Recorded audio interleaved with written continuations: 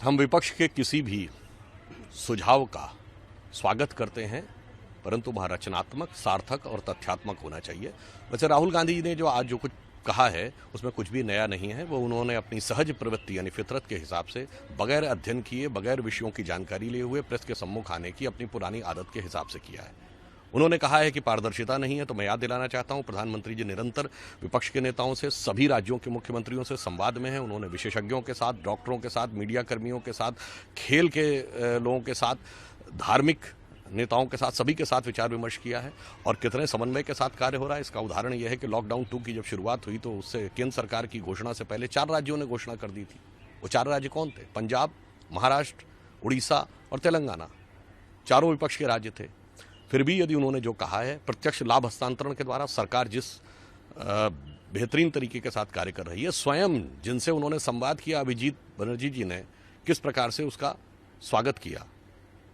जहां तक प्रवासी मजदूरों की बात थी तो अभिजीत जी ने अपने बोधन में कहा, मुंबई के रेफरेंस में, कि ये जो कुछ भी है इसमें मुख्य रूप से राज्य सरकार का दायित्व है।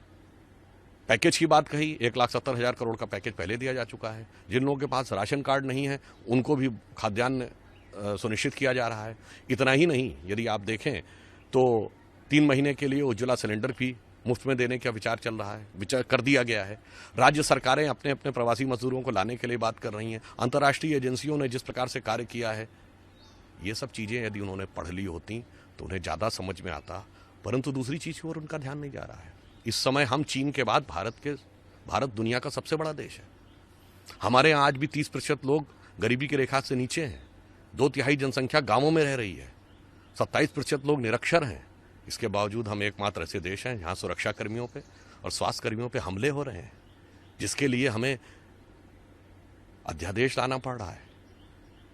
इसके बावजूद यहां सांप्रदायिक राजनीति हो रही, सरकार के खिलाफ अंतर्राष्ट्रीय मंचों पर जाने का प्रयास किया जा रहा है। इसलिए मैं कहना चाहूंगा कि कांग्रेस के यह अर्धशतक के निकट पहुंच रहे चिर युवा नेता को अब कम से कम थोड़ा परिपक्व और व्यवहारिक हो जाना चाहिए, क्योंकि यह संकट भारत के ही नहीं, मनुष्य जाति के ज्ञात इतिहास का सबसे व्यापक और विराट संकट है।